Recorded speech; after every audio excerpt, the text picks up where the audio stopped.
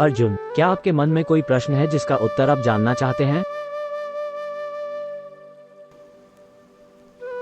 भगवान कृष्ण, जब मैं अपने जीवन पर विचार करता हूँ, मुझे आश्चर्य होता है कि क्या मैंने इसे सही तरीके से जिया है। मेरे जीवन के अंतिम समय में उद्देश्य और अर्थ कैसे पाऊँ? अर्जुन, आपका प्रश्न अत्यंत महत्वपूर्ण है। गीता के अध्याय 2 श्लोक 47 में मैंने यही बताया है, कर्मण्येवाधिकारस्ते मा फलेषु कदाचन माँ कर्मफल हेतुर्भूर्मा ते संगोस्व कर्मणि। इसका अर्थ है कि आपका अधिकार केवल कर्म करने में है, फल की चिंता न करें। कर्म का फल प्राप्त करने का आपका उद्देश्य नहीं होना चाहिए और आपको कर्म करने से भी आसक्ति नहीं होनी चाहिए। इसका अर्थ है कि हमें अपने कर्तव्यों को निभाना चाहिए, फल की चिंता बिना।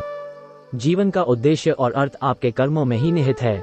अगर आप अपने कर्तव्यों को ईमानदारी और समर्पण के साथ करते हैं तो आपका जीवन स्वयं ही पूर्ण हो जाएगा। अब मेरा प्रश्न है, क्या आप अपने कर्तव्यों को निभाने में समर्पित हैं? हाँ कृष्ण, परंतु मैं अपनी महत्वाकांक्षाओं और मेरी टीम की भलाई के बीच लगातार फंसा रहता हूँ। मैं अपनी व्यक्तिगत आकांक्षाओं और दूसरों के प्रति अपनी जिम्मेदारियों का संतुलन कैसे बनाऊँ?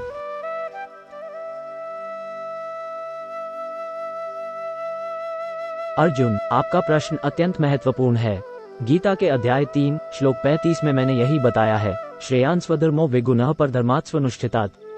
स्वधर्मे निधन श्रेयः परधर्मो भयावहः। इसका अर्थ है कि अपने धर्म का पालन करना, चाहे वह दोषपूर्ण ही क्यों न हो, पराये धर्म की अच्छी अनुसरण से श्रेष्ठ होता है। अपने धर्म में मरना श्रेष्ठ है, क्योंकि पराये धर्म का पालन भयावह होता है। इसका अर्थ है कि हमें अपने स्वाभाविक प्रवृत्तियों और कर्तव्यों का पालन करना चाहिए, चाहे वो अधिक या कम आकर्षक हो। अपने धर्म का पालन करना और अपनी जिम्मेदारियों को निभाना ही आपके लिए सर्वोत्तम है।